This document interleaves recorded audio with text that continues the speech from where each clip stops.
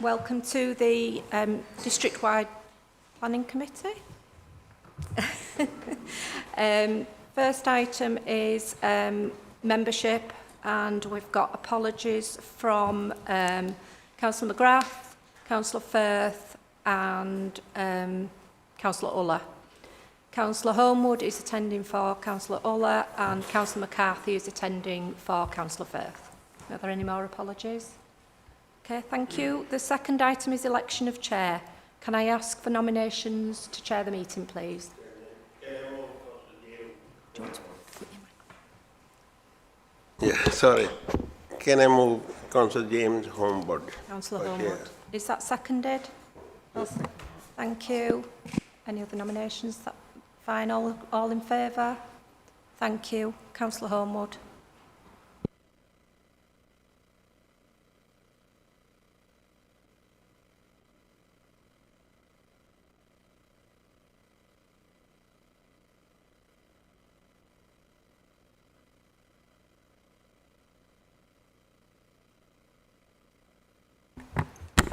Thanks, members. Right, we'll move straight on to the agenda then. So, minutes of the previous meeting. Is everybody who was there happy with those? You happy? Okay. Everyone okay? Right, we'll go with that. Yeah, no one's here. Declaration of interest and lobbying. We'll go around. So, Councillor Sock, I'll start with you. Thank you, Chair. I received the email on item number 14, yeah, it is on Almawari. So I think the email was from objectors, yeah. Thank you. Yes, Chair, I've been lobbied on two applications on page 47 and page 31, no advice given. Yes, Chair, I received an email also on application number 14, page 47. No action taken. Chair, I have no interest to declare, but I have been lobbied both for and against item 14, but have taken no action. Hi, I've received the same emails, but no action taken. I haven't been lobbied, Chair. Thanks. Nothing to declare. Okay, so next one, admission of the public. So it is a public meeting and we're on webcast, so all the meeting will be in public. Public question time? No questions, Chair. Okay, and deputations and petitions? No deputations or petitions, Chair. Okay. Item 8, 9 and 10 were the site visits that were conducted earlier. So we'll go straight on to the planning applications. So at agenda item 12, we've got the conversion of the existing listed church. So who am I going to for that one? Edward. Whenever you're ready, you just turn your microphone on and then.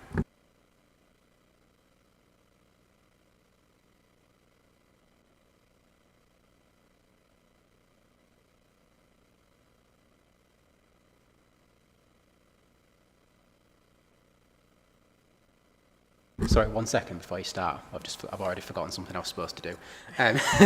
So just before we get to that, item 14.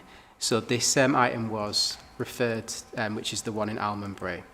It was referred to the committee by Councillor Munro. As people beware, when councillors ask that they ask for a deferral, they're asked to come to the meeting. Councillor Munro is on holiday, so she can't attend this meeting. She has asked if we could defer it, but the advice from here is that we should hear the applications because we have people that have come to speak and obviously we need to make decisions on planning applications, so ideally we wouldn't want to defer it, but because it's been requested, I want to deal with that now so that we've decided. So my move is to say that we don't defer it and we hear the application. Does anybody second that? Yes. Okay. Councillor Davis. May I just speak speak regarding the deferral? Can I just point out that Councillor Munro's holidays will have been booked before the agendas were set.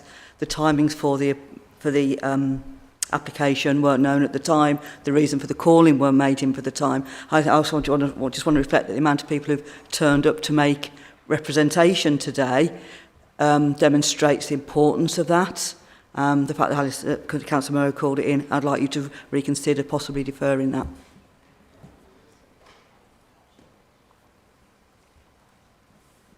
Yeah. So just to say that I think we understand that it's not possible she couldn't be here. Understand why she can't be here. It's more to do with the fact that we do need to determine applications, and obviously we're waiting for another 6 weeks when we defer an application. We did give the opportunity for any of the ward members to either make a written submission to be read out or to join remotely as well.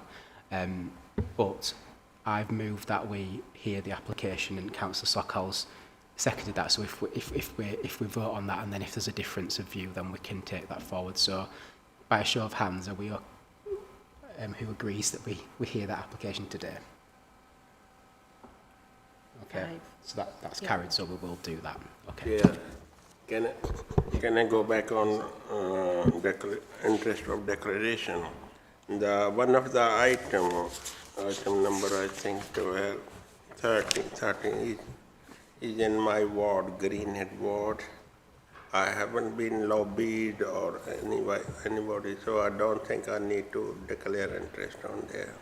No, that's fine. Thank you. Okay, sorry about that, back to item 12.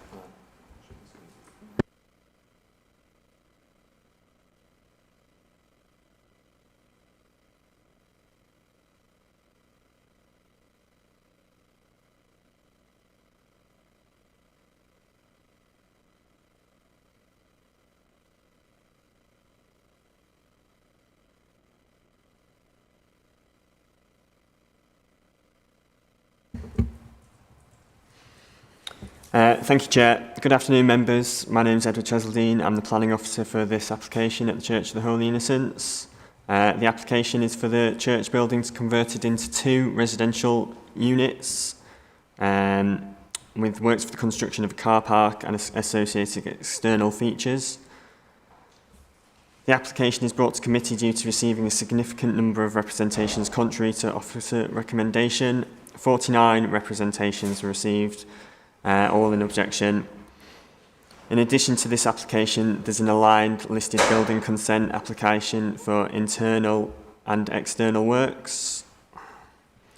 So here you can see the site boundary, which includes the church building and an area of the churchyard to the southeast of its total curtilage.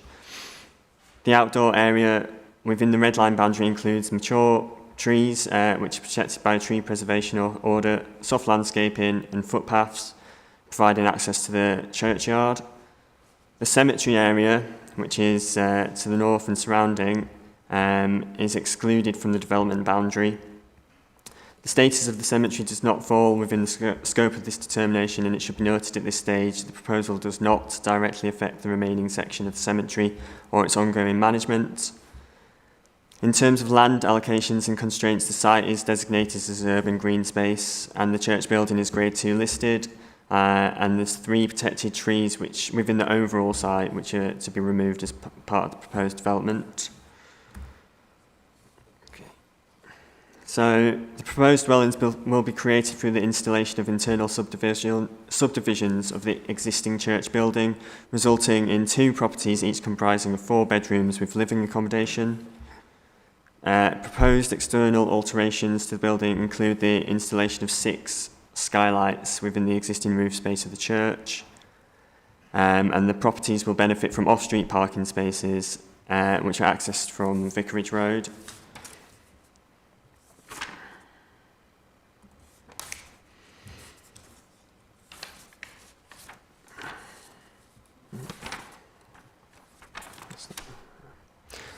So the development will result in the reuse of a vacant listed building which has remained closed since 2019. Officers consider the scheme to be a sensitive and minimalist conversion that respects the church setting while preserving its historical character and significance. As outlined in the committee report, development will result in the partial loss of a section of urban green space and loss of 3 protected trees and soft landscaping features to facilitate the building's reuse. After considering all relevant factors, a balanced judgment has been reached given the extent of the intervention proposed, the length of time the building has been vacant, and the lack of viable alternative uses.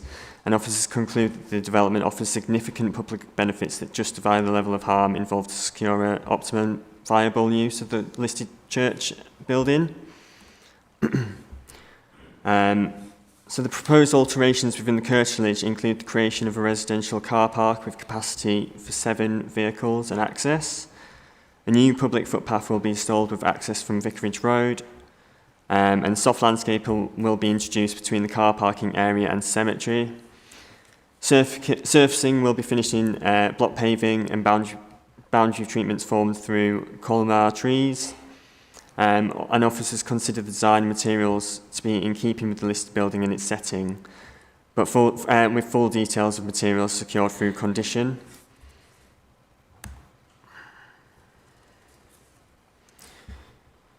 So the window layout for the proposed residential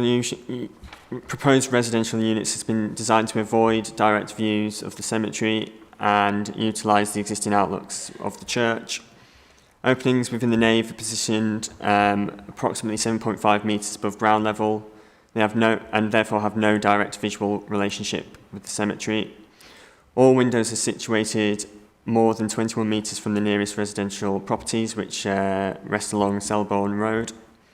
Residential gardens will be formed adjacent to the church building, and they'll be separated by the remaining curtilage by the planting of a tree line to provide screening. In terms of noise, concern has been raised in relation to the tranquility of the area. The background noise has been assessed as background noise level has been assessed as moderate, and it's not considered by officers there will be an undue level of noise produced by the introduction of residential living when considering the site's surroundings. A new public footpath will be formed with access to the cemetery, and construction management plan will be conditioned to maintain public access throughout the construction process. In addition, a watching brief will be conducted construction management plan will be commissioned for the excavation of the churchyard. So, to summarise, officers consider the application appropriate for securing the optimal viable use of a vacant listed church building, whilst preserving the special interest of the listed building itself. Schemes have been designed to deliver a sensitive conversion with minimal intervention to the wider site. In this case, substantial weight has been afforded to the conservation of the designated heritage asset and its reuse, and it's considered that whilst the proposal will lead to the partial loss of an area of urban green space, the protected trees and soft landscaping, officers consider the impact to be proportionate, and on balance the benefits of the scheme are judged to outweigh the identified harms. Officers have assessed the application against all relevant local and national policy and are recommending approval, subject to the conditions outlined in the committee report and a Section 106 agreement for the maintenance and repair of the church structure and spire. Thank you, Chair. Thank you. So we have one speaker on this one. It's Emma Cosgriff. Emma, you'll have 3 minutes to speak when you start, and there's a timer there. So. Okay, thank you. Good afternoon, Chair and members of the committee.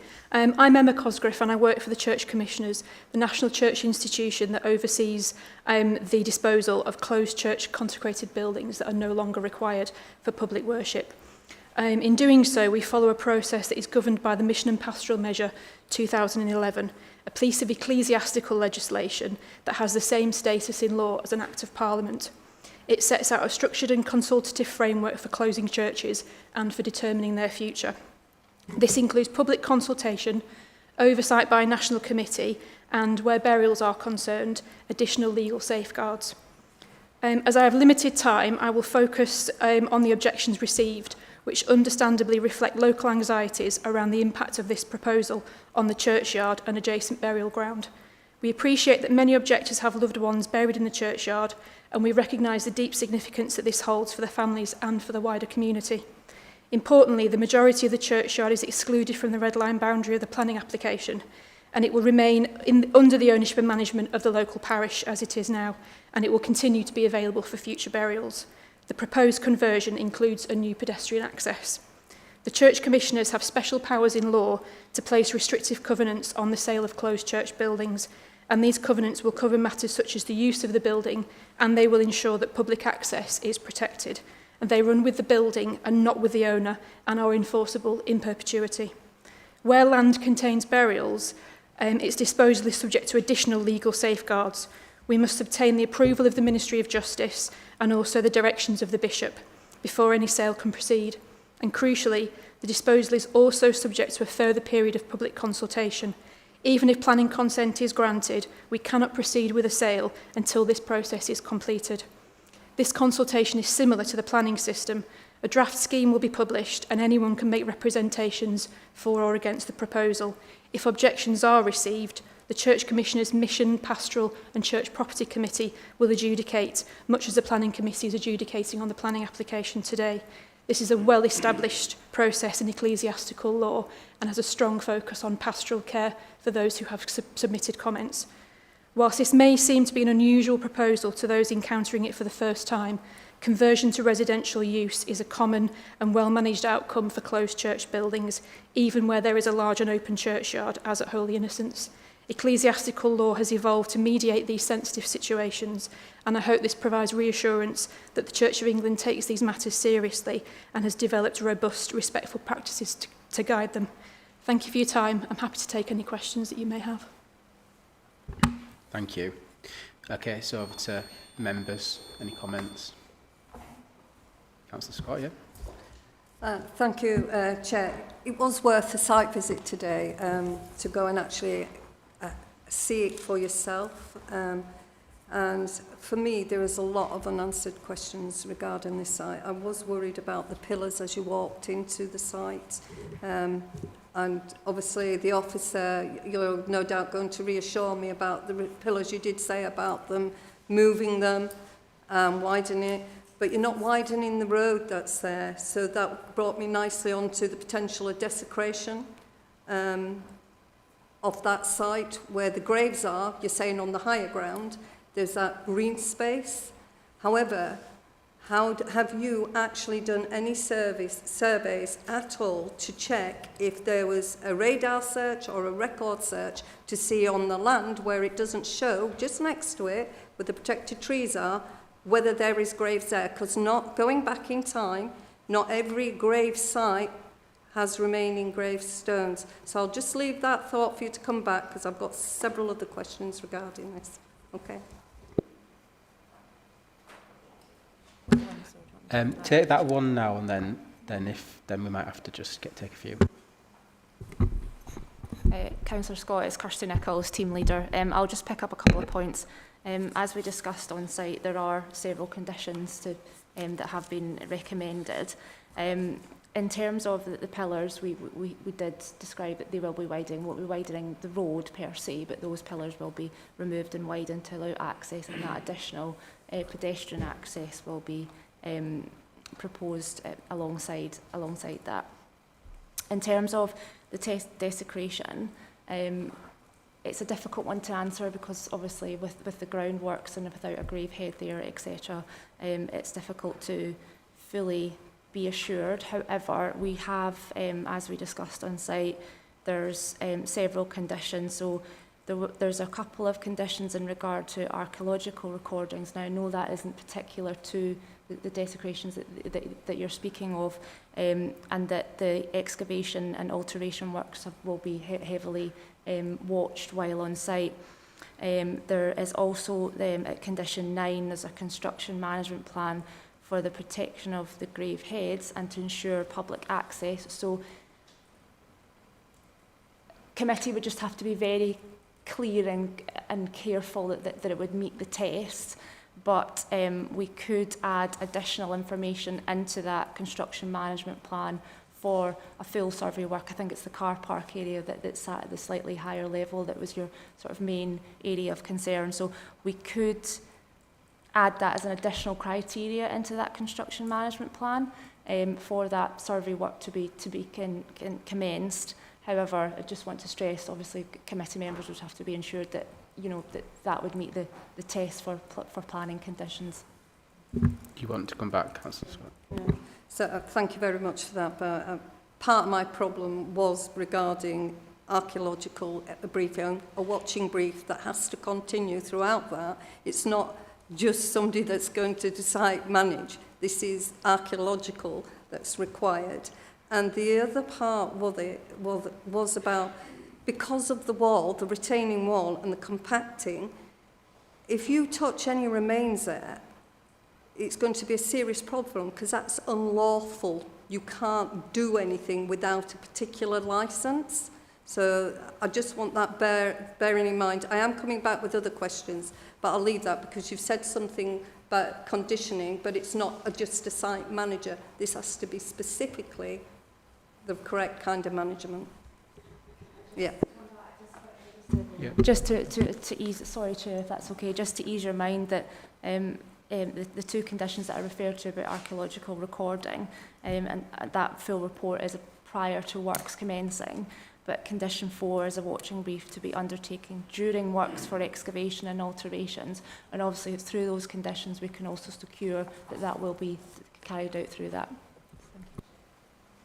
Okay. Go Councillor Sokol, you were next, and then Councillor Bellamy. Councillor Sokol. Thank you, Chair. I've been on the site visit this morning alongside by Councillor Cathy Scott and Donna Bellamy. Yeah, I've seen the building right inside and the outside. Yeah, it's a beautiful historic building, grade 2nd. But I always believe the church building, if it's not in use, it should be used by some community groups or some offices. It's the first time I've seen the conversion into dwelling. But at the same time, if we see the condition of the church, both internally or externally, is deteriorating. It's very deteriorating. It's been empty for, I think, since I've been told, since 2019. Yeah, it's 6 years now, over 6 years. If we don't do anything at the moment now, the building will deteriorate further. Yeah, and nobody will be interested in that. But I'm not sure, I'm not in favor of moving or not moving or refusing both. If it go ahead for the officer recommendation, I would like to see some condition on the, I know the officer said the gate will be extended, but the gate fire, those stone one, it should be kept without any damage to be done on there. Yeah, and inside there is a big war memorial names on there on the wall. Yeah, I think in Second World War. Yeah, those should be kept free of that, and it should be shown somewhere. If they can't get it there, it should be saved there. That's a historic. So I see what other my colleagues say. Thank you. Yeah. Okay. Councillor Bellamy. Yeah, thank you, Chair. I've got a lot of the same concerns as Councillor Scott, to be honest, especially with, you know, do we know for certain that there aren't any unmarked graves? Because in the report it says, okay, gravestones, but not every grave will always have a gravestone.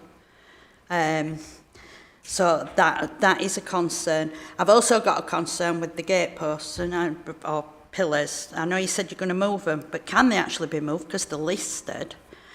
I'd also like to know that in 2023, this was up for the listed building consent and the other consent, and they were both refused. What has changed so dramatically that now we think it's okay? And regarding the inside.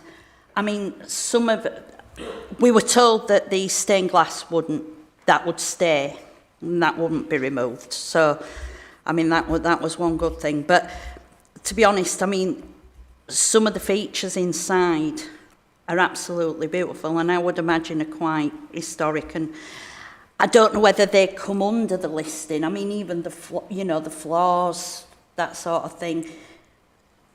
Is there any guarantee that they won't be just ripped out as well?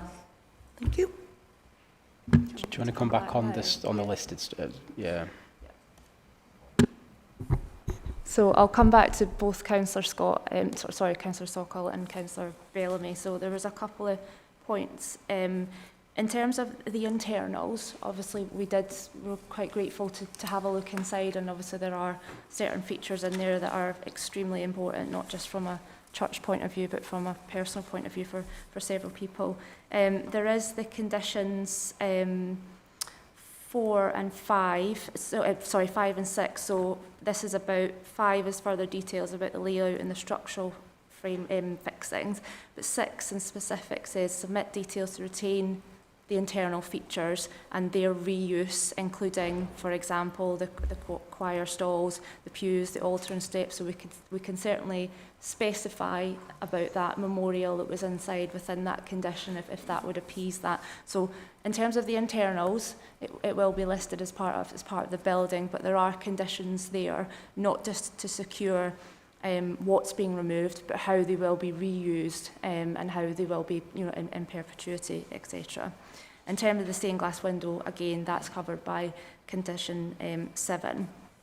In terms of your point about the unmarked graves, that could obviously be picked up within the point I was making earlier to Councillor Scott about the construction management plan for grave heads. We could specify further survey work, etc., for any unmarked desecrations, etc.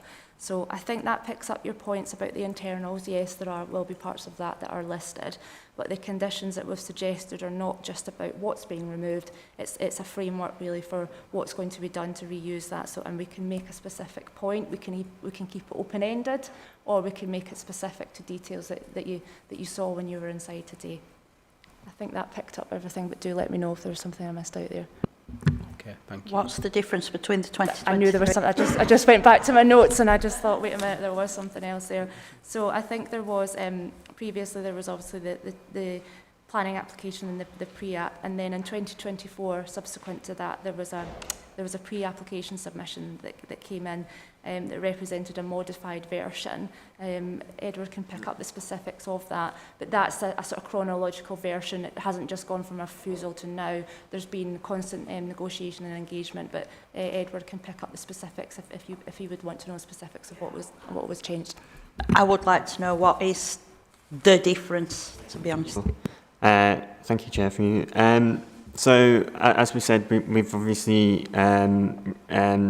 had this application in 2023 for planning permission and listed building consent. In terms of the details, the differences, there wasn't the inclusion of all the technical information. So, in relation to arboricultural assessments, wildlife habitat assessments, there wasn't a graveyard plan, so we didn't know where the gravestones were, in essence. In terms of the historic environment, there's been alterations to the internal design of the units as well. So whereas before there was a lot more subdivisions, which we considered to have greater harm to the listed building, now there's less subdivisions, and we're keeping a section will include the full interior height of the church. So there's a lot. We've also got, So they're the differences, and that's come through the pre-application response that we've provided and what details that they need. So a lot of the differences is to do with the fact that things weren't submitted as part of the original application that were required really for assessment. So so as I've just said, some of it was the fact that it wasn't submitted at the time in 2023, and others were changes to the design. Yeah. Okay, Councillor Scott, go on then. Thank you, Chair. Is there any specific reason why you haven't got the site up on screen? So while you're talking to... No, it's behind us. Yeah, can we have that up? Just helps when we're talking through stuff.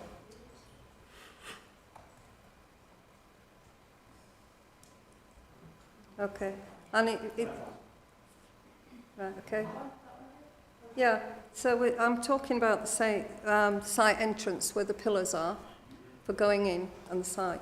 The actual path, well, it wouldn't be a small vehicular access, would be a maximum of 3 metres wide, and then you've got the retaining wall and the graves. And you're saying, as you move in to your right-hand side, where we're saying there could be graves there desecrated, that is parking. I don't think this would be fair, because for me, it would impose on them graves. Putting parking spaces or vehicles adjacent or over any kind of grave, for me, would be gross. And for me, I really think that is a serious issue here. It warranted a site visit, because what you see there, it looks completely different. When you actually go and you look at your coloured pictures, the actual proper pictures, it's very tiny. There is graves from the minute you walk in that site, all the way around that church. How are these going to be protected? Because if you go right through, there's a footpath that goes round. There is graves absolutely all round that building, and then continues onto another space. That, to me, is very worrying. The other part that I wanted to bring up was, my colleagues have mentioned the site internally, where it showed you the Great Wall signs of the different walls that we had. That needs protecting and preserving. Considering it was closed in 2019, that building is exceptionally well. It is looking really well inside. Just normal. We get a bit of plaster like here on the town hall that comes down. Get that little bit of stuff. But I must say that they have maintained it to a high level. It only looks derelict because there's nobody in it at the moment. But as I move forward, what's worrying me is, as you walk into the site, there's actually a plaque there that says Commonwealth Graves. And my question is now have you contacted the Commonwealth War Graves Commission regarding the graves and the preservation of everything around there? Because I think there's severe implications. And with the reports, with all due respect to the officer, you've done a fantastic report. And I actually could virtually walk around with this report. But what is missing is the proper comments from the Commonwealth War Graves Society. Victorian Society actually objected to it. I understand where the church is commissioned from, and they need to, release buildings and that. However, these have got protected war graves that are there. Absolutely Commonwealth war graves that are there. So this is not just about getting rid of the church. Within that, there is special graves. So I'm minded at this moment to not support this application, even with conditions. So I think that's what we need to get to now, in terms of, obviously heard what people have said, and I think the points have been responded to. So I think from members, what I just need to understand now is what you would like to propose, because I think, to me, I'll come to you in a sec. What it sounds to me like is that, I know notwithstanding what you've just said, Councillor Scott, it sounds to me like it's a little bit to do with the conditions and not being certain that all the conditions necessarily are in place, and that sounds like you were suggesting that there should have been some additional activities taking place before bringing this to a decision, i.e. the Commonwealth Graves, etc. Go on, Councillor Lee Richards, will you know? Right, thank you. Apologies, I couldn't make the site visit this morning. I think I really missed out. I wanted to ask about the Section 106 money that's going to sort of secure, I presume, the exterior of the building, because if this were passed and you lived in one of those two houses, you would not want to be responsible for the church tower, in terms of maintaining the building. And I also wanted to ask about, with the loss of trees and the biodiversity net gain, it says that the habitat management and monitoring plan to provide non-significant off-site biodiversity net gain. Could we have that explained, please? Did you get those two questions? Yeah, can you just repeat the one about the BNG? Sorry, biodiversity. It's on page 29. Yep. It's just a note under the conditions, and it says habitat management and monitoring plan to provide non-significant off-site biodiversity net gain. What does that mean, please? And one very final small one. If parking were to be developed here, is it going to be permeable in terms of rain and resilience in future as we get wetter? Thank you. Thank you, Chair. So to come back on the Section 106, the Section 106 is not about any financial securing. It's about securing a management between those between both properties in regard to how that's been maintained. So it's not about monies, it's about a management agreement, shall we say, about how they're going to be retained and further managed going forward. In terms of the biodiversity net gain, now this is a standard footnote that has been brought in through the inclusion of the biodiversity net gain through the Environment Act. And we have secured, this is the way forward in the fact that it's not a planning act issue, it's an environment, it's a different piece of legislation. So in terms of the size of the application site and the type of biodiversity that's there, it'll be, I don't have the specific definition of what non-significant off-site is, but it will be as per the statutory requirements of the Act, and it will be gained through this footnote. They will have to submit further information to secure that biodiversity net gain. In terms of the permeable groundworks, that is just a standard that we can put on as a footnote that any car parks would have to be constructed through sustainable drainage opportunities, and that would be called permeable substances. So that can be put through as a normal standard footnote. Right. Thank you. Well, could I just ask, how will the exterior, as this is a grade 2 listed, how is the exterior of the building going to be protected and maintained? In terms of how it will be protected and maintained, that will be through these specific conditions that I alluded to earlier. In terms of, you've got your under the ground, there are archaeological works, you've got the submission of details for the internal features, you've got your Section 106 agreement for the management of the spires, and then concurrently to this, there's also the listed building consent. Now, due to the Constitution, there is delegation for listed building consents don't normally come to planning committee. The conditions that are put on the listed building consent are similar to these. However, that would be an extra security, shall we say, for members that those two applications, while separate, do run concurrently with each other and are associated to each other. Right, okay. So, okay. Very last bit then, okay. Sorry. Are these conditions that are placed on the building to protect these heritage assets, part of the building, are they sort of like a covenant in perpetuity to make sure nothing can be altered 5, 10, 15 years down the line? Thank you. So a covenant is not something that's covered by planning condition because it isn't able to, it wouldn't meet the test. But in terms of perpetuity, the submission of the details would be discharged through the normal procedure in terms of those details, if they're acceptable or not. The perpetuity argument would be that if anything was done to the building that was contrary or in contravention to those conditions, it would be contrary to those conditions, and therefore there's that security there that we can't put a covenant on, but you would have that security there that these conditions would have to be adhered to, or if they weren't, they would be in contravention of those specific details. So much like an approved plan or approved document, that's what these conditions would entail. Thank you. Okay.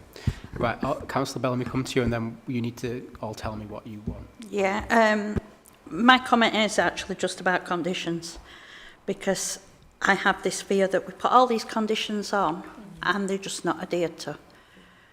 I mean, we've seen that happen lots and lots of times. So, to be honest, I'm tempted to refuse as well, as Councillor Scott said. Okay, I'll bring in Councillor McCarthy. I would say that's not a valid reason to refuse it, so have a think about have a think about what the reason is. Councillor McCarthy. Thanks, Chair. I mean, I'll probably start by saying when any community building, but particularly a place of worship, closes, it is kind of deeply sad, but the choice before us today is, can we find some other use, and is this use that's proposed acceptable to us? The report says the marketing and the viability information that they've looked at, they haven't been able to find an alternative use other than residential. I guess the big concern that I have, and I do share with the committee, is the issue with graves, particularly during the construction of the site. However, considering particularly the heritage implications of not doing something to preserve this building, I think the key thing here is going to be if we can find some conditions that can tighten up that as far as possible. I've also got, I think, a question regarding access to the gravesite, particularly for people that might be visiting relatives and so on that are buried there. It mentions a public footpath. Would that be part of the council's public right-of-way network? For example, how would we maintain access on that site? Yeah, thank you, Chair. Do you want to answer on the access point? Thank you. So in terms of, it wouldn't be taken on ownership by the council in terms of access, but the church commissioners, they will ensure going forward that any access to the graves, which are all outside the red line boundary, are adhered to in perpetuity. Again, I emphasise they're outside the red line boundary, so outside the control of this planning application. But again, I hasten to go back to the point on conditions, that there are those conditions on to secure access going forward. But again, the access won't be taken on by us, and it will be managed by the church commissioners going forward. Just to add to what Councillor McCarthy was saying, I think the important thing to think about here is that I understand the point about the graves, but any use of this building might require consideration of things like parking, or making modifications to the site, because otherwise how could it be used for any purpose, because obviously it wasn't built at the time of thinking about parking, etc.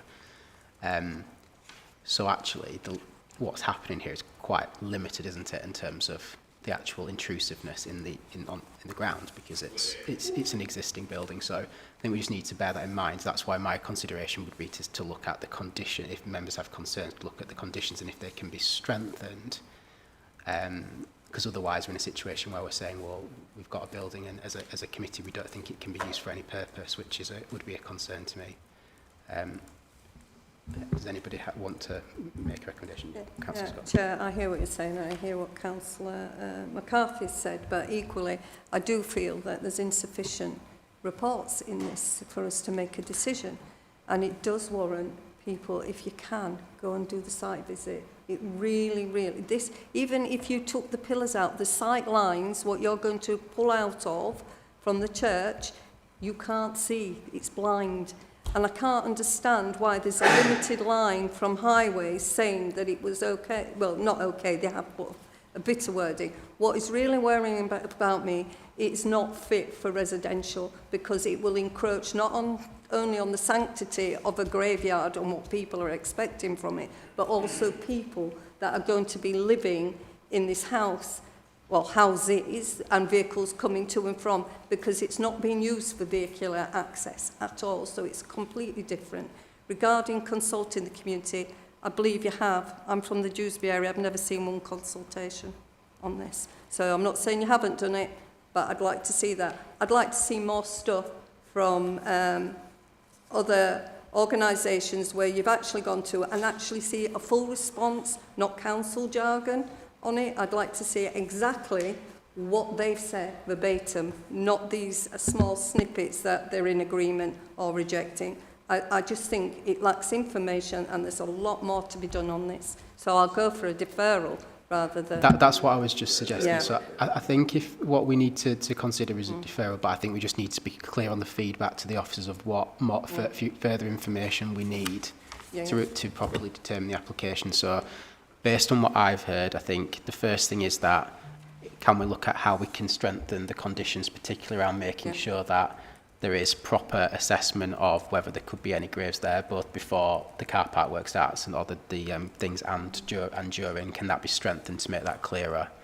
I think you've just asked Councillor Scott about Commonwealth War Graves, about whether we've their looked at comments. that. We'd like to see the report back, and the Victorian Society, their report, because it's important, but we can take little bits out of it. It's about looking at the whole package. Yeah. On what, what let's Kirsty come back, because she's So- going to have to write this down and decide what and take the action away. So let Kirsty clarify what she's going to do. Okay, so we're suggesting deferral to strengthen the conditions in regards to first of all, the internal works and what's being used to for example, the war memorial that was inside by on the left and the all right the other side. relics. All the other relics is a lot Yeah, expensive. and internal work, so we Yeah. can strengthen that and be a bit more specific as to what we're going to do there. The condition 9, the construction management plan for the grave heads. But what I'm getting from you here is sorry, Ed, can you put up the site plan for me with the parking area? It was that area as you turn to the right, is on that axis, that it was that slight unknown to you as to unmarked graves, desecration. But what I would say... Can we have the coloured picture up as well? Because that's great as a plan like that. I know you can show us the parking like that, but it'd also be great if you could have side by side or bring up the coloured pictures so you can actually see it. Actual the foliage photographs, and everything. the photographs, yeah? Yeah, put the pictures up so that you can actually see it's a tiny space. Now that looks huge. It is not that big, it is tiny. So it's this area here as to what the committee's suggesting is, No, is an unknown at this point. That's misleading, isn't it, really? That one. I get what you're saying. That We view can't see on the if we've not been on the site visit, we can't see on the picture what that bit of land looks like. And Yeah, but that's misleading anyway, the pictures, how it's been took. Understood. Very misleading.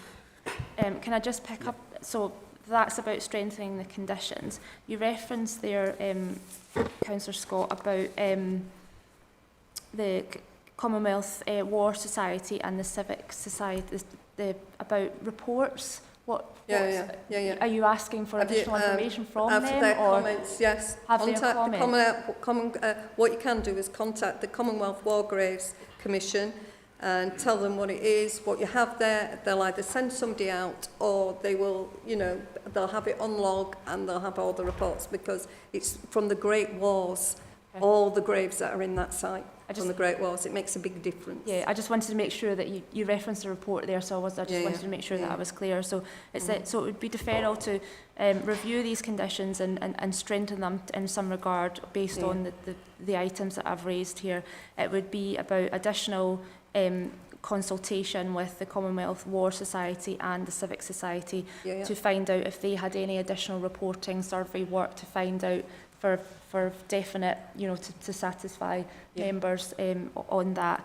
In terms of, I'm just picking up some other points that, so we can look at the permeability point that Councillor Lee Richards as well on the condition. It might be worth as well just have it, on the internals of the what's removed and stuff. I don't know in the future date whether the Church of England can provide some information about what they would do with those, because I presume it's the Church of England that will have. That's what I was saying about the condition. That's what that's asking for. So that's what it was, just to strengthen that and be a bit more specific. Yeah, that's fine. Yeah. Well, one more, Bit of a pain, you'll be here all afternoon. Right, okay. One of the other things that I was going to ask is, could you add into that, if we can have sight of any record searches within that land? We know there's graves to a certain part, and then you're saying the others isn't, where the protected trees are. Is there a radar survey or anything like that we could have access to? Will the developer have it? Will the church have it? I was Is just... there records? Okay, what I'm thinking is you would be deferring for further work and specifics, details on the conditions, and whilst we're contacting the Commonwealth War Society and the Civic Society, I'm not suggesting we limit it to that section there. What I'm suggesting is we extend it to the whole of the red line. So there would be a bit with that, with the specifics on that area, but that would cover the point that you're making there. There's a, well, is there any unknowns of the wider area? So that's what I'm suggesting. If the committee are in agreement. Is that enough to? Is that you got enough there to get on? I think I've got enough. I just want to make sure that to eliminate any issues and questions. Okay. So are we happy with that proposal? We've been through the reasons for deferment, right? So, I mean, I'll move that we defer it on those grounds. Does anyone second that? Yeah, you moved it anyway. Okay, seconded. So you seconded, Councillor Hornwood. Yeah, that's fine. Is everybody in agreement with that? Okay, just a show of hands will be sufficient. Is that all right? Thank you. Yeah. Yeah. Okay, we'll defer that one till next time.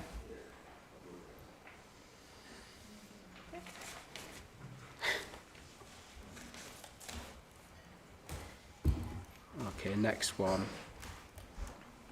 So we'll move on to agenda item 13. We've got the change of use at George Avenue, Birkby. So it's over to Nicole. All right, when you settle, Nicole.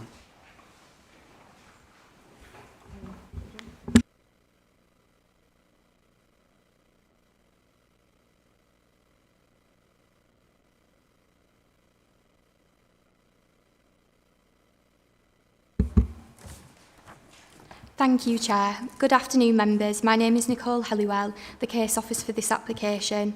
This application is for the change of use from a dwelling to a residential care home at 81 George Avenue. In accordance with the Council's delegation agreement, this application is brought to committee due to the significant number of representations received contrary to officer recommendation. 19 representations have been received in objection to the application. A petition has also been received as a web link within one of the representations. The petition contains 75 signatures in objection to the proposed scheme. The comments made by representation relate to residential amenity, the character of the area, parking provision and highway safety, and have been outlined in full within the committee report. The application site relates to 81 George Avenue, a two-storey semi-detached property. Oh, sorry.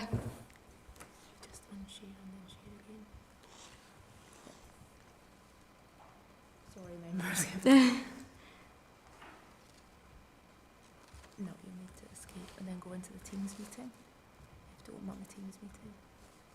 Click share.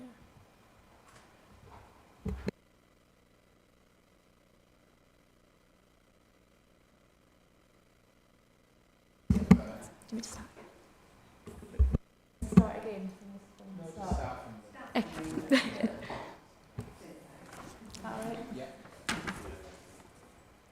The application site relates to 81 George Avenue, a two-storey semi-detached property located in Birkby, Huddersfield. The site is unallocated on the Kirklees local plan and is situated within a predominantly residential area adjacent to the Edgerton Conservation Area. The proposal would change the use of the dwelling to a residential care home. The care home would be Ofsted registered and would accommodate up to 2 young people at any one time. The home would be staffed 24/7 and would operate on a 2-to-1 staffing ratio, meaning that 2 staff members would be allocated to support each child. The care facility is not dissimilar from a family unit in its operation. In terms of the character of the area is residential, close to transport links, schools and green spaces. It is not considered to be an unsuitable location for childcare. A home management plan has also been provided with the application, which will be conditioned. No external alterations are proposed as part of the application, and as such, officers do not have any concerns regarding the impact on visual and residential amenity. Concerns have been raised in representation regarding the impact on character. However, the property would be the primary residence of the children, and the use is considered to be appropriate within a residential area. Concerns have also been raised in representation regarding the impact on highway safety and parking provision. However, as the facility will be similar to the use of a large family home, it is not expected to intensify vehicle movements or parking requirements over and above a large residential property. As such, the proposal would not cause any additional harm to highway safety over and above the existing arrangements on site. In conclusion, this proposal has been assessed against all relevant local and national policies. For the reasons outlined fully in the committee report, the proposed scheme is recommended for approval subject to conditions. Thank you, Chair. Thanks. Tanvir, do you want to speak on this item? You've got 3 minutes if you wish to. No, I think Nicole's covered everything I was going to say anyway, so... Okay, that's fine then. Fine. Thank you. So no other speakers, so it's over to members. Right, Councillor Scott. Good. Yeah, it's just a question, a general question, if the officers could answer this for me. Before, when we've had changes of use of a building, particularly for children's homes and things like that, we've issued a certificate of lawfulness, and normally it doesn't have to come to planning. Is there any particular reason why you brought it to planning? On why it's been referred in? Because on my ward, it was issued and that. Yeah, is that okay? Thank you. It depends on the details that are involved in an application. So a certificate can be submitted if there isn't a significant material change. Also, it can be at the discretion of the applicant. They may feel, well, we don't just want a certificate, we want the full planning permission. So there's all sorts of issues, but yeah, the full planning permission being submitted. Yeah, and this came to committee because of the number of representations, in addition to it being a planning application. Otherwise, it could have been. Yeah, I know what you're saying. I know what you mean. Anybody else? Yeah, Councillor Bellamy. Yeah, thank you. Looking at this, I mean, it's 2 children. There could easily be 2 children. There could be more than 2 children living in a property of that size. If it were just, he's gone. If it was just, yeah, please. I mean, a property of that size, to be honest, if it was a family home, it could be more than 2 children. You know, there's nothing to say that somebody might have 4 children there. As you said, the staff, yes, they will be in cars, but I would imagine that, you know, the chances of being a lot of cars there is going to be very, very slight, because I should imagine one staff member will turn up in one car, they'll go and another turns up in another sort of thing. And I think with the children's home, I think you'll find that, I know there's probably been a lot of mention of antisocial behaviour, but to be honest, them children are more monitored than what a normal family, I don't mean normal, I don't know how to word that, but as just a regular family, I think them children are more monitored than what a regular family's children are. You know, you're likely to let your own children wander off and do whatever, whereas that doesn't happen with the children. So to be honest, I have nothing, absolutely nothing against this, and I'm quite happy to move that we pass it. Yeah, Councillor Sokol. Yeah, Chair. This application is in my ward, which I know the area very well on a regular basis. So personally, I think this property is located on very narrow street with very limited parking. And it's very close to the school, which is St. Patrick Catholic, primary school, which create a lot of traffic, especially during the morning and afternoon pick up children. I'm not happy with the highways assessment of the traffic. Highway say, well, this home care will not add extra traffic on this street because it might be just like a normal large family. I don't think the officer that made a right assessment on the highways issue. I think a highway should make assessment based on the nearby school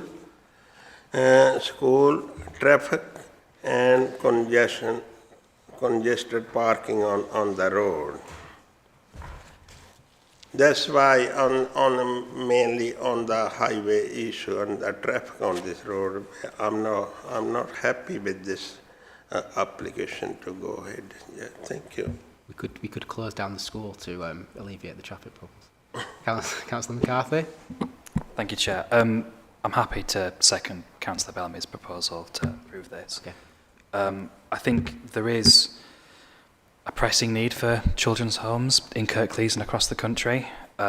It's 2 children. There'd be a condition attached to this which would then limit it at that, as far as I'm aware. And there's a clear staff ratio as well, which means that will help deal with any situations that arise. But to be honest, I'm happy to propose this to second it. Cheers. Councillor Scott, do you want to say anything before we go to the vote? Yeah, I was going to second it as well. I think the parking issue and the highway issue, it was really good because while we were there is passing room. This property has a drive, so cars can be parked on it. And if there was off-road parking required, you can quite easily off-road. But I understand there's a school within the vicinity. However, the school is not open 24 hours a day. And it'd just be that children's home will just be like having a normal family home there. So I can't see it being any impact. So I'm happy to support as well. Yeah, I'd agree. Okay. It's been moved and seconded, so we'll go to a vote on that one. So the officer recommendation to approve, approval will be delegated to the head of planning and development in order to complete the conditions in the report. Councillor Sokol. Against. Councillor McCarthy. For approval. Thank you. Councillor Scott. Councillor Bellamy. For. Councillor Davies. For. Councillor Lee Richards. For. Councillor Homewood. For. That's carried, Chair. Okay. Thank you. That one's carried. So we'll go on to the final application, which is another change of use, and that's in Farview Crescent, Almonbury. So we'll just wait for Nina to come.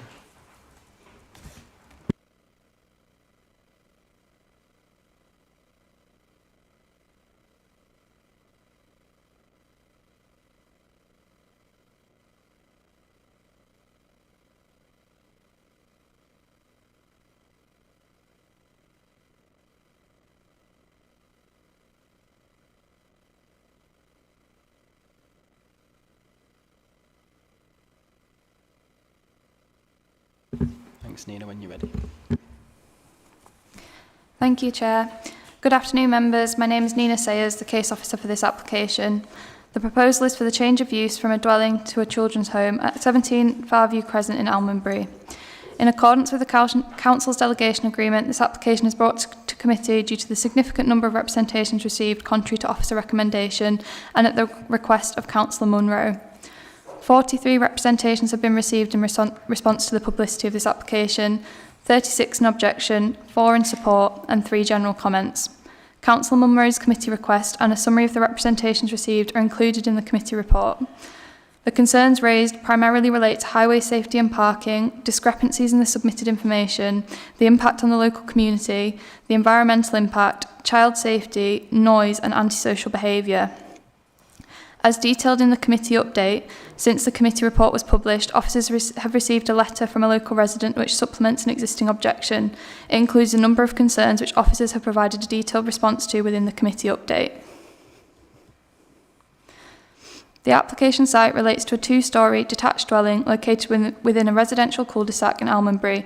The site is unallocated within the Kirklees local plan. The proposal would change the use of the existing dwelling to a children's home. The home would serve 3 children aged between 7 and 18. A manager and 3 carers would be present in the day and 2 carers present overnight. There would be a staffing ratio of 1 member of staff per child at all times, and the children would be supervised both inside and outside of the property. All these matters are included within the submitted management plan, and officers have recommended a condition that this management plan, that the development is operated in full accordance with this management plan. It should be noted that the documents initially submitted with the application had discrepancies, which was raised as a point of concern by both representation and ward councillors. A revised design and access statement and management plan were submitted by the agent, which removed the discrepancies and errors. These were uploaded whilst the comment period was still open, so members of the public have had the opportunity to comment on these changed documents. The submitted site plan shows provision for off-street parking. Kirklees Council's Highway Development Management concluded that whilst there would be some additional trips associated with the use as a children's home, there is no evidence that the proposed use will give rise to a greater level of disturbance than could be generated by a large family home.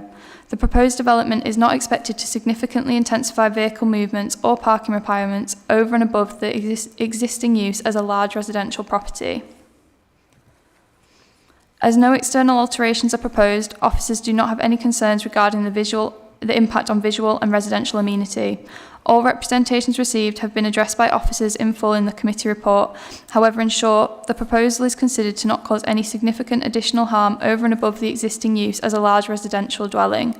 In conclusion, this proposal has been assessed against all relevant local and national planning policies, and for the reasons outlined fully in the committee report, the proposed scheme is recommended for approval subject to conditions. Thank you, Chair. Thanks. So we have some speakers on this one. So the first person we've got is Chris Sentence. Chris, you'll have 3 minutes to speak and you've got a timer there, but when you're ready. Good afternoon, Chair and members of the committee. As a neighbour of the proposed property and long-term resident of Farview Crescent, I wish to object to this proposal, not because of the children themselves, but because this property and location are unsuitable for institutional use. A more detailed supporting document was circulated to all members on Tuesday.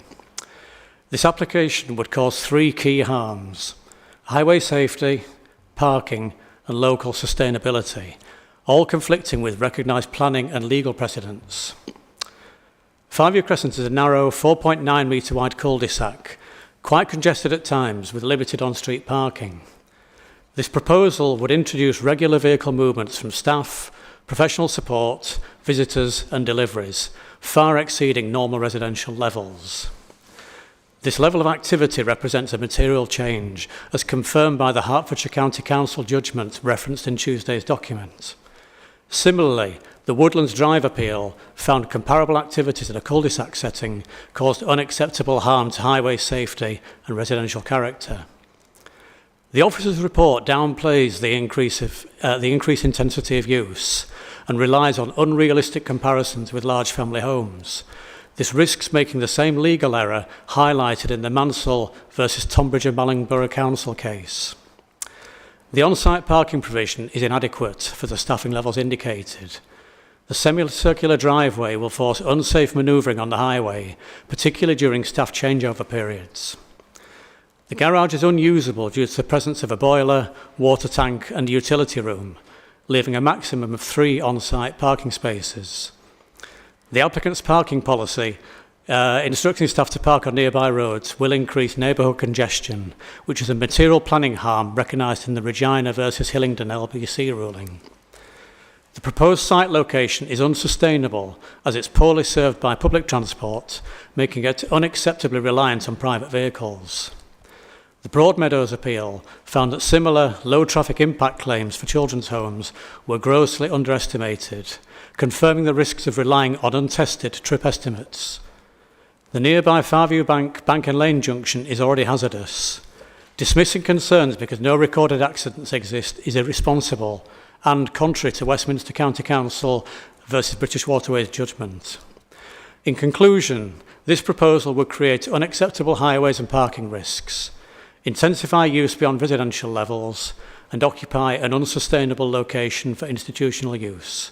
For these reasons, I respectfully ask members to refuse this application as contrary to both local and national planning policies. Thank you. Thank you. Next speaker we've got is Malcolm Sizer. You've got 3 minutes as well. Thank you, Chair. My name is Malcolm Sizer. I'm a Chartered Town Planner representing nearby residents. It is noted that more than 30 objections have been lodged. This application has been submitted following the refusal of application 2025/90962, which sought a certificate of lawfulness that there was no material change of use from a dwelling house to a care home, i.e. that what was proposed did not require planning permission. The officer's report on that application sets out why the proposed care home was materially different from that of a dwelling. It concluded at paragraph 1315 that the use would be more akin to a place of business, with staff coming and going at regular intervals. No appeal was made against that decision. Accordingly, the only way forward for the applicant was to submit this application for planning permission. It is particularly noted that the number of children and staffing proposed are the same as those set out in the refused certificate application. There has been no move by the applicants to reduce the level of activity anticipated. It is acknowledged that there may be a need for a children's home in Kirklees, but no reason has been put forward as to why this property is particularly suitable because of its location, such as being close to a local school. It certainly isn't. This is a quiet residential area, as you will have seen on your site visit. The key issue is whether the proposed place of business with its comings and goings is acceptable here. I trust that you will agree that neighbours will suffer markedly increased visual and noise intrusion from the movement of vehicles. Mr. Sentence has already set out the issues of overspill parking and inevitable frequent manoeuvring of cars on the highway. Local Plan Policy LP24B requires that proposals should provide, and I quote, a high standard of amenity for future and neighbouring occupiers. The high standard of amenity currently enjoyed will no longer exist if this proposal goes ahead. As such, the application should be refused. Thank you, Chair. Thank you. So now we've got Jessica Corrales-Ruiz. You've got 3 minutes as well. Thank you, Chair. Good afternoon. My name's Jessica and I am one of the 4 directors of the proposed children's home. I've worked in residential care for over 8 years, opening and managing several successful homes. I have strong knowledge of legislation and regulations and a deep passion for doing things right.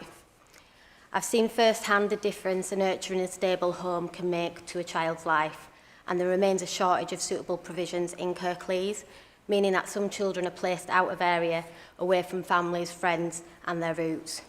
Our aim is to meet that need by providing a family-style home for up to 3 young people who have experienced trauma or have learning or emotional needs. As a child, I actually grew up and lived in a children's home, and I've seen through a child's eyes the experience, both the good and the bad. And as a result, I know personally how important these provisions are and the difference that these can make. They give young people, just as I once was, the opportunity to feel safe and to be supported and to go on and achieve in life. These young people have not always had the best start to life and deserve to be given that chance. I'm proud to work alongside a skilled and dedicated team, including our registered manager, who also brings a wealth of experience. Within the last 2 inspections with Ofsted, she has achieved an outstanding rating, and her passion for creating a warm and caring, nurturing home is inspiring. And together, as a team, we all are committed to providing a therapeutic and loving environment where children can grow and heal. We believe this home will be a positive addition to the community, and it will look and feel like any other family home. It will be well managed, well staffed and highly regulated, ensuring safety and quality. This setting will focus on improving the lives of vulnerable children who deserve stability and care close to where they belong. In conclusion, all 4 directors of Lighthouse Care have experience of providing interventions for looked after children in the Kirklees area. This is where we've learnt the skills that have led to those outstanding inspections. We're dedicated to offering back in this area and making a difference here.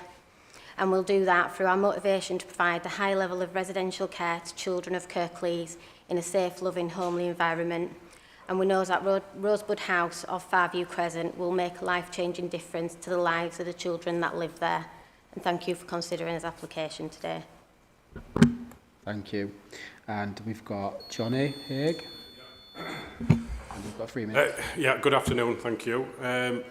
So, as Jessica said, I'm a director with Lighthouse Care. My specialist area and professionalism are with the construction, maintenance and facilities side of things. I have a background in further education, teaching and assessing trade-based qualifications, and maths and English to children and young people. I have over 15 years experience in residential construction and developing homes suitable for young people. I also manage maintenance and facilities for children's residential homes. So the key brief stipulated by Ofsted is to develop a homely, non-institutional environment that is safe and tailored to individual needs. Now, I'm good at it and I really like doing it. And I like to stay hands-on in the development and construction. I don't get other people to do the work, I do it myself. And I really enjoy seeing the kids benefit from a well-presented and well-maintained home. Thank you, and I'll answer any questions. Thank you. Okay, so that's all the speakers. It's over to members. Councillor Bellamy, yeah. Yeah, thank you. Is it said that there'll be 4 staff in a day and 3 on a night? Because if that's my reading of it, then I suppose the most cars in a day would be 4 and the most on a night would be 3. I mean, I looked at that driveway and I know that if there's been a mention of 3 cars and maybe one in garage, to be honest, I could probably get more than 4 on that driveway. But whether that's just that I can drive quite well, I don't know. But yes, so my theory on that was with the cars, if it's 4 staff in a day, you'll have maybe 4 cars coming in the morning and going out at tea time, and then 3 back in at tea time, and not going out probably until the morning again, which I don't honestly think is probably any more than what if it was a big family home where you've got, 6 people living in it and 4 adults. We can soon end up with 17-year-old children that can drive, and they could all have a car. So I don't see the vehicle or the intensification of traffic use being an issue, to be honest. I just wanted to make that. Councillor Davies? Yeah, I just want to talk about the levels of traffic and the assessment that's been done prior. Yes, I understand that it's comparable to a family home, but the impact, it isn't just the members of staff coming, it's visitors, it's people providing care, professionals and support people. What assessment's been done on the traffic numbers and the impact on the residents? Because of the location of I know I wasn't on the site till this morning, but it is in my ward and I'm familiar with it, and I've been and looked at it in particular with relation to the application today. Because of its location at the end of in the middle of the cul-de-sac, every single traffic movement will affect everybody in that estate. It has to pass all the houses and all the residents. I want a bit more information around the assessment, please. Do you want to come back on that now? Thank you through you, Chair. I'll just pick up the point of the comings and goings. So it'll be serve up to 3 children, and that'll obviously be conditioned. And then with up to 3 carers and 2 who would sleep overnight. So as you say, it's not over and above what we would essentially see within a family home. But in terms of the highways assessment, I'll pass over to my colleague Ryan Kinder from Highways Development Management, who will be able to assist. Through you, Chair. Ryan Kinder, Highway Development Management. These types of facilities usually, or all types of applications when they're assessed on the highways, are done by a nationally recognised program called TRIGS. It's a TRIGS database where nationwide sites are assessed. For this type of facility, there's no sites on TRIGS currently available to assess. However, it is acknowledged that there will be comings and goings from this site associated with deliveries, carers and so on and such. But because we've not had any historical issues brought to our attention for other sites that have come forward and been approved, we're considering that we can't be biased in that respect and take it for granted that that is acceptable from a highways perspective, and we've got no grounds to object moving forward. Thank you, Chair. Thank you. Councillor, do you want to come? Councillor Richards? It was mentioned earlier that this had come to a committee for certificate of lawfulness, and that had been refused in April. Does that have any bearing on this? Yeah, I think what happened is they've applied for a certificate of lawfulness, and as Kirsty was explaining in the previous application, sometimes that applies and sometimes it doesn't, and in this case it didn't apply because it was a more significant change. Yeah, so the previous applications for certificate of lawfulness, a certificate of lawfulness when it's looking about a proposed use from a residential house to a C3 to C2, it's a matter of fact and degree about a material change of use.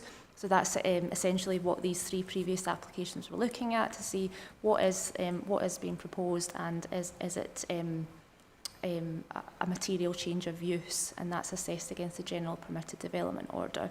So that was refused, hence this planning application's come in. But as I said, as it's stated in the report, a certificate of lawfulness looks at different parameters than a planning application. So it's not a refusal in that sense, it's basically saying you need planning permission. Yes, essentially. Which is why we've got that now. Councillor Scott? Yeah, I think you've just touched on the certificate of lawfulness, because this one was, again, what I was going to bring up, because before it would have just been issued a certificate of lawfulness. I'd just like to say that the parking, for me, was exceptional, because you've got an entry and an exit point, and there was a flow in and out. I actually liked the fact that they'd considered the neighbours around this. It was in keeping, because what they'd also done is fenced the rear of the property all the way around, so there was that privacy for the neighbourhood around them, and it actually backed onto what I could see was trees at the rear. So for me it was quite complimentary for that. I think earlier it was mentioned we're in desperate need children's homes, and somebody that's going to invest, and that's something that's sympathetic to a neighbourhood. I think that we should be supporting applications like this, so I'm happy to move this application for approval. Yeah, I was only going to add that, just on a couple of comments, I mean, was described as a quiet residential area, which to me sounds like a very good place for children to grow up. I think that's what we're looking for. One thing I would just say as a general comment is that there are lots of children's homes and residential areas across all of Kirklees and in our wards. And actually what I find is there isn't a correlation between whether it's a children's home is good or bad. A lot of times people don't even realise that they're the issues to do with the management of how they're managed. So I think if I was a resident, what I would be doing is speaking to these applicants who are going to, and people who are going to manage that, make sure we've got a good relationship there, so that any issues can be raised and it can be managed well. And you know, it's a good location. It's actually very close to Almonbury Centre. It's close to Huddersfield Town Centre. It's got there are amenities there. So personally, I think it's a good location in that sense, and it's got parking, which is even better. Yeah, you've moved it, Councillor. Councillor Bellamy just also mentioned this as well, that it's offsteaded as well, and that is exceptional, because we normally don't hear that, and I think they've absolutely gone beyond. So, and as you've said, it's within the community, and 9 times out of 10 they're just blending in, you don't even notice. So, yeah, so we've had moving a second. What would you like to clarify? Yeah. No, I just wanted to make sure that that point about the management plan, that there are specific conditions that obviously wouldn't be on a C3, so it's restricting the number of children and in accordance with the management plan, just to clarify. Okay, so we've had a move and a seconder for the officer recommendation, so we'll vote on that. Councillor Sokol? Chair, I'm not going to vote yes or no. Abstain. So Yeah, abstain. I abstain because I refuse when voted for refusal. I'm not going to do that. Councillor McCarthy? For approval. Councillor Scott? For approval. Councillor Bellamy? For. Councillor Davies? Abstain. Councillor Lee Richards? Abstain. Councillor Homewood? For. That's 4 votes for, 3 abstentions. It's carried, Chair. Thank you. And that's all the applications on the meeting, so I can close the meeting. Thank you all for coming. Appreciate your time.